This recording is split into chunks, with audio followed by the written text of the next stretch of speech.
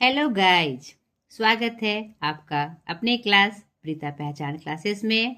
मैं प्रीता कुमारी झा आज के इस क्लास में लेकर आई हूँ साहित्य सागर क्लास 9 एवं 10th आईसीएसई बोर्ड गद्य खंड। तो आपके पाठ्य पुस्तक में जैसा कि आपको ज्ञात है कि 3 किताबें आपके पाठ्य पुस्तक में चलती हैं। एक आपका ये साहित्य सागर, जिसमें एक पार्ट आपके गद्य का है और एक पार्ट आपके पद्य का है।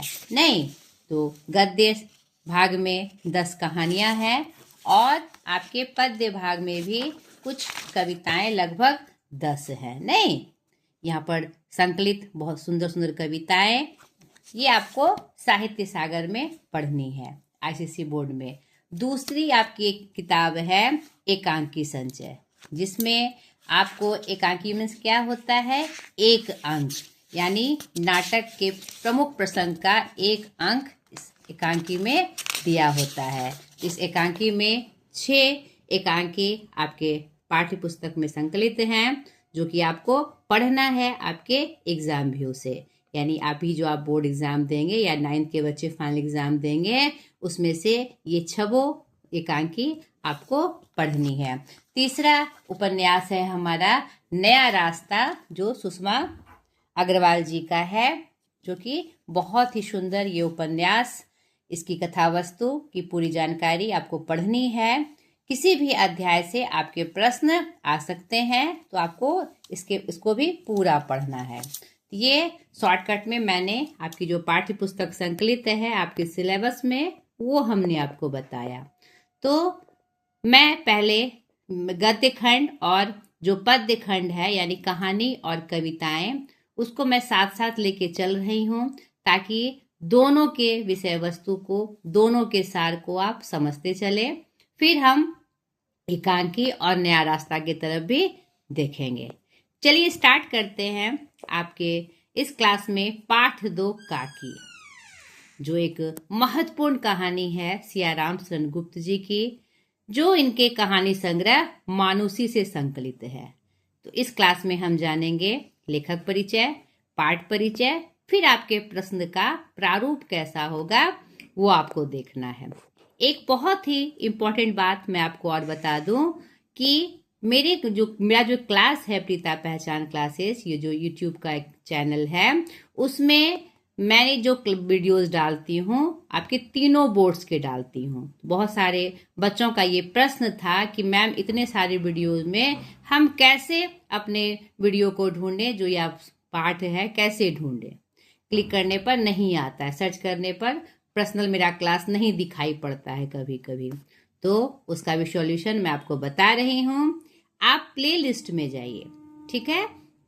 प्ले लिस्ट में जाने के बाद आपके पाठ से, आपके बोर्ड से अलग अलग हेडिंग में यानी अलग अलग शीर्षक में आपके पूरे जितने भी वीडियोस हैं आपके पाठ से संबंधित दिए हुए हैं। जैसे अभी आपको साहित्य सागर का वीडियोस लेना है, तो प्ले लिस्ट में जाकर आप साहित्य सागर क्लिक करिएगा आईसीएसई बोर्ड, वो आपको उसमें सारे संकलित वीडियो आपको वहां उपलब्ध हो जाएंगे। आईसीएसई वीडियो का कम वीडियोस है, लेकिन मैं आपको 2 महीने में इसे कंप्लीट कर दूंगी, ठीक है। आपको सारे वीडियोज एक साथ प्राप्त हो जाएंगे।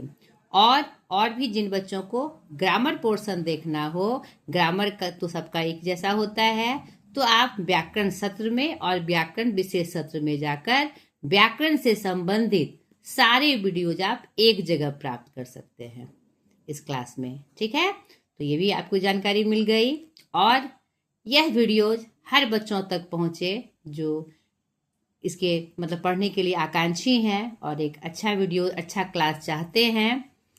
तो प्लीज़ मेरे चैनल को शेयर करिए, सब्सक्राइब करिए, ताकि उन बच्चों तक भी ये मेरी बात पहुंच सके, और उसके लिए भी मैं सहायक हूँ। मेरी यही इच्छा है और मेरी मेहनत भी इसीलिए है कि उन सब बच्चों तक यह वीडियो पहुंचे और हिंदी के रूप में मैं उसकी सहायक बनूं, ठीक है। चलिए स्टार्ट करते हैं लेखक परिचय से सियाराम शरण गुप्त जी से। द्विवेदी युग के प्रमुख कथाकार एवं गद्यकार थे ये।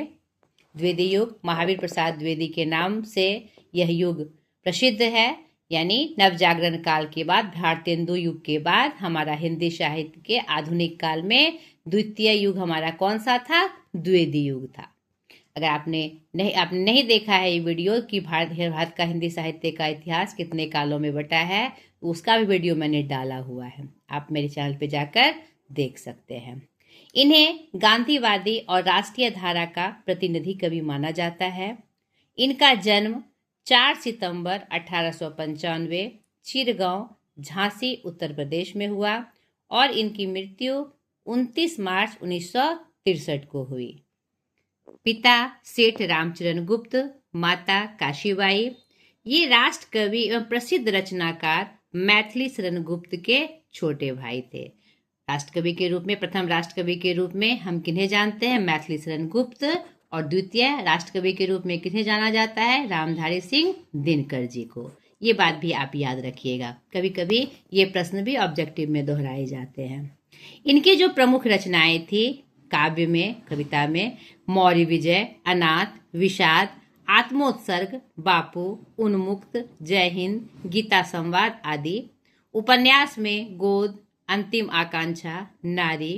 कहानी संग्रह में मानुषी, पुण्य पर्व, झूठ सच, ये निबंध है उनका। नाटक में पुण्य पर्व और निबंध झूठ सच। ये जो कहानी अभी मैं काकी के बारे में बताऊंगी वह भी मानुषी से ही संकलित है। ठीक है। पत्नी एवं पुत्रों के असामयिक निधन के कारण वे करुणा, दया एवं संवेदन के कवि बन गए, क्योंकि उन्होंने कष्ट को बहुत नजदीक से देखा, उस दर्द को बहुत सामने से महसूस किया, तो उनके अंदर करुणा और दया की भाव एकदम स्वतः ही उनके जीवन का एक अंग बन गई थी। इसलिए उनकी कृतियों में करुणा, दया और मानवता के प्रति गहरी संवेदना दिखाई देती है। इन पर महात्मा गांधी, विनोबा भावे एवं अन्य समाज सुधारकों का बहुत ज़्यादा प्रभाव पड़ा। वे उनके संपर्क में रहे, जिससे उनकी रचनाओं पर गांधीवाद, सत्य, अहिंसा और मानवीय संस्कृति का भी गहरा प्रभाव दिखाई पड़ता है। इन्हें सम्मान के रूप में सुधाकर पदक 1941 में नागरिक प्रचारणी सभा वाराणसी द्वारा प्राप्त हुआ। सरस्वती हीरक जयंती 1962 में दीर्घकालीन साहित्य सेवा के लिए ये सम्मानित हुए। ये इनका शॉर्टकट में संपूर्ण परिचय हमने आपको दिया। अब जो हमारा पाठ है, काकी जो कहानी है, उसके बारे में हम जानकारी ले लें। काकी एक कहानी है जिसके मुख्य पात्र हैं श्यामू, एक छोटा बच्चा, उमा, श्यामू की माँ जिनकी मृत्यु हो जाती है और जिसे श्यामू काकी कहकर पुकारता है। बहुत सारे परिवार में ऐसा होता है कि पहले के बच्चे, यानी उनसे जो बड़े बच्चे हैं, जिस चीज़ से संबोधित करते हैं, जिस नाम से संबोधित करते हैं, छोटे बच्चों के लिए भी वही नाम मतलब कि आदत बन जाती है। नहीं, उनके बड़े जेठ जी के बच्चे उन्हें काकी कहा करते होंगे, तो ये भी अपनी माँ को काकी ही कहा करते थे। श्यामू, विश्वेश्वर श्यामू के पिता, और भोला जो श्यामू का दोस्त था। तो मुख्य पात्र के रूप में इन्हीं की भूमिका है इस कहानी में। कहानी का जो मूल भाव है, यह कहानी एक बच्चे के हृदय की कोमलता, संवेदनशीलता और उस अपार प्रेम को दर्शाती है जो वह अपनी माँ के प्रति रखता है, जिसे वह काकी कहता है। कहानी का जो प्रमुख बिंदु है वह है मातृ वियोग। इस कहानी में एक छोटे बच्चे से माँ का जो वियोग होता है उसी का वर्णन है, और बच्चा उस स्थिति को नहीं समझ पाता और वह ऐसी कोशिश करता है कि माँ से कैसे मतलब संपर्क साधा जाए। उसके लिए वह पतंग और डोरी का मतलब उपयोग करता है और चाहता है कि उसकी माँ के पास संदेश पहुंच जाए और माँ वापस आ जाए।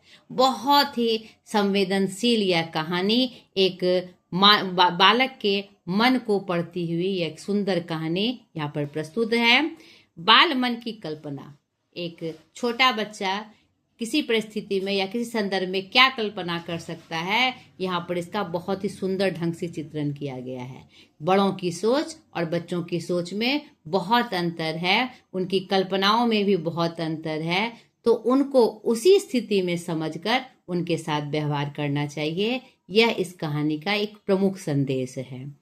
और चोरी और पश्चाताप, एक बच्चे के द्वारा चोरी करना, किस परिस्थिति में वह चोरी की जा रही है, इसको भी उन्होंने बहुत सुंदरतम ढंग से उकेरा है कि क्यों ऐसी परिस्थिति, क्यों, उसकी क्या चाहत है, वह क्या कहते हैं पॉजिटिव वे के लिए था कि नेगेटिव, यानी नकारात्मक था उसका चोरी करना, नकारात्मक भाव थे कि सकारात्मक भाव थे।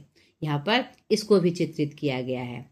पिता का द्रवित होना, एक कठोर पिता जिसको जिन्हें यह बच्चे मतलब बचपना वाली हरकत लगी, बचकानी हरकत लगी, लेकिन जब उसके भाव उनको समझ में आए, उसके व्यवहार से जब उन्होंने उनका भाव समझा तो वे द्रवित हो गए कि जिसे मतलब कि एक बच्चे के मन पे क्या आहत होती है ना, क्या उस पर बीतती है।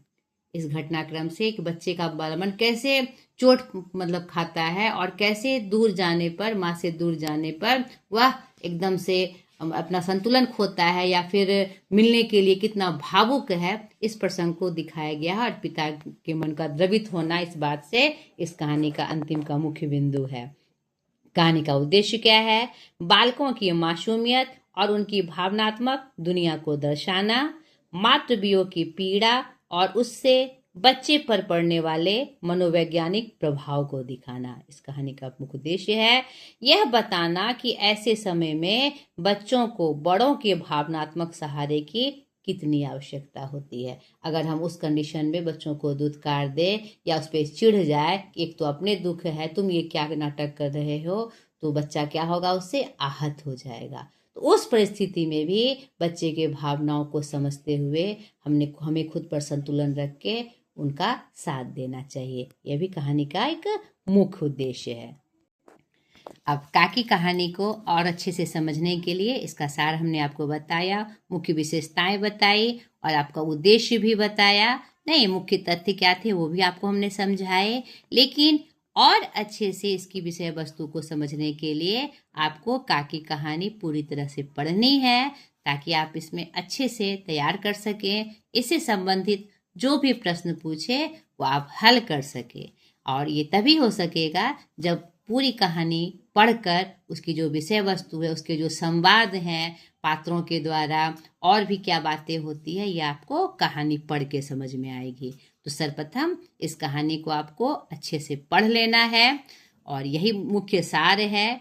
श्यामू की नींद खुली तो उसके घर में कोहराम मचा हुआ था। उसकी माँ नीचे से ऊपर तक एक कपड़ा ओढ़े कंबल पर भूमि शयन कर रही थी। यानी बहुत ही मतलब कि एक भावनात्मक रूप में इस कहानी को दर्शाया गया है कि घर का क्या माहौल है। एक माँ की मृत्यु हो गई है और बच्चे का क्या क्या स्थिति होने वाली है। बड़े तो फिर भी समझ जाते हैं और संभल जाते हैं, लेकिन बच्चों की क्या स्थिति होती है, यहाँ पर इस कहानी को बड़ी सुंदरतम ढंग से दिखाया गया है। नहीं, लोग जब उमा को श्मशान ले जाने के लिए उठाकर ले जाने लगे तो श्यामू ने बड़ा उपद्रव मचाया था। लोगों के हाथ से छूटकर वह उमा के ऊपर जा गिरा, बोला काकी सो रही है, उसी इस तरह उठाकर कहाँ लिए जा रहे हो, मैं नहीं जाने दूंगा। इसी घटनाक्रम में कहानी आगे बढ़ जाती है। यद्यपि बहुत लोग उन्हें विश्वास दिलाया कि माँ काकी उनकी मामा के यहाँ गई है, लेकिन यह जो सच्चाई है, जीवन की सच्चाई, वह बहुत दिनों तक छुपी नहीं रहती। नहीं, यह बात उनके दोस्तों से, बहुत लोगों से यह पता चल गई कि वह क्या उनकी माँ की मृत्यु हो गई है। नहीं, वर्षा के नंतर यानी भगवान के पास चली गई। ठीक है, तो वर्षा के नंतर 1-2 दिन में ही पृथ्वी के ऊपर न जाने तो अगोचर हो जाता है, परंतु भीतर ही भीतर उसकी आर्द्रता जैसे बहुत दिन तक बनी रहती है।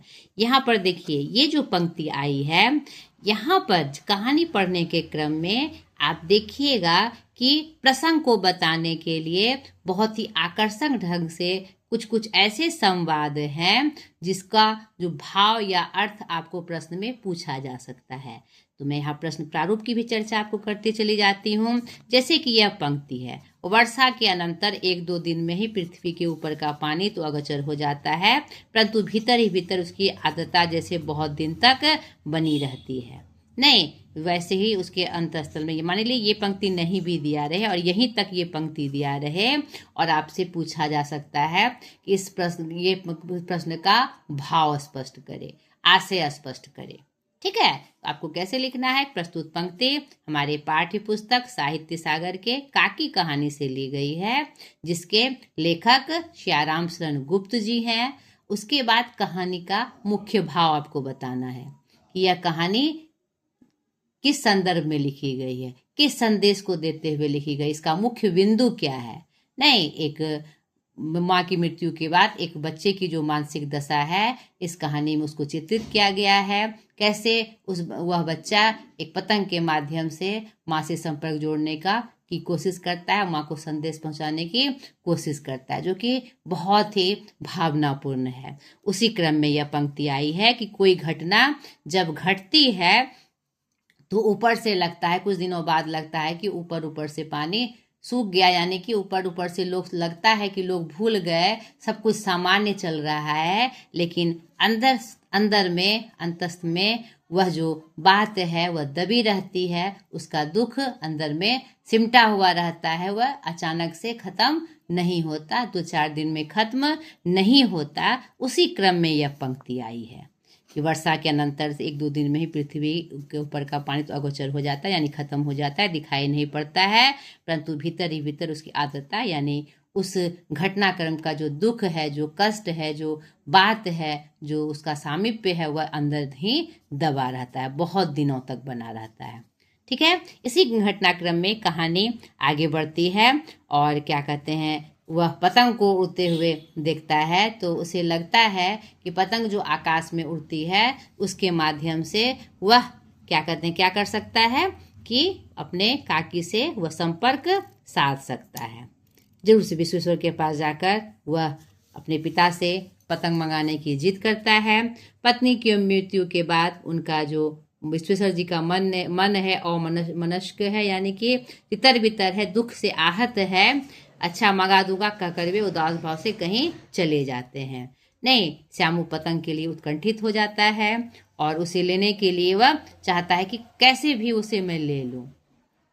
तो वह पहले पतंग के लिए लेता है, फिर पतंग डोरी मंगवाता है, फिर उसके दोस्त भोला द्वारा यह कहा जाता है कि इतनी पतली डोरी से तुम उस पर कैसे चढ़ोगे, कैसे वहाँ तक पहुँच पाओगे, मोटी डोरी लेनी होगी। फिर वह मोटी डोरी के लिए पैसा लेता है।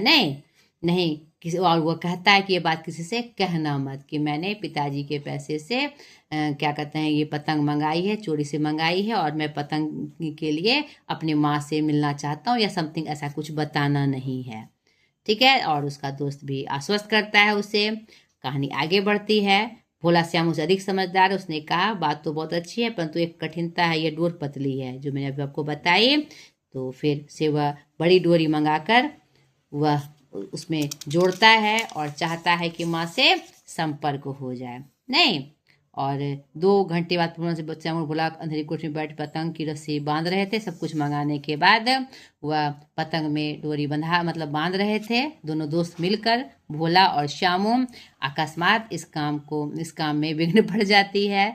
उग्र रूप धारण किए हुए उसके पिता पहुंच जाते हैं और धमका कर पूछते हैं कि तुमने मेरे कोट से रुपया निकाला। भोला पाकर एक ही डांट में मुखबिर हो जाता है, जो उसका दोस्त था डर जाता है, यानी मुखबिर वाला सब कुछ बता देता है कि श्यामू भैया ने रस्सी और पतंग मंगाने के लिए निकाला था।